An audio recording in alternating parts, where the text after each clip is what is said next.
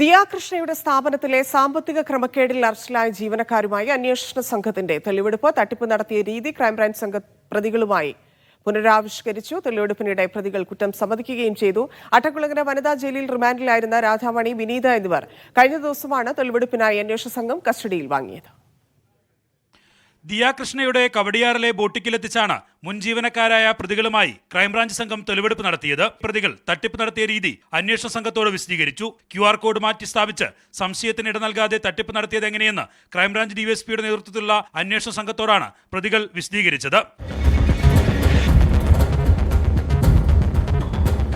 സമീപ സ്ഥാപനങ്ങളിൽ ജോലി ചെയ്തിരുന്ന ജീവനക്കാരിൽ നിന്ന് സാക്ഷിമൊഴികളും ക്രൈംബ്രാഞ്ച് ശേഖരിച്ചു.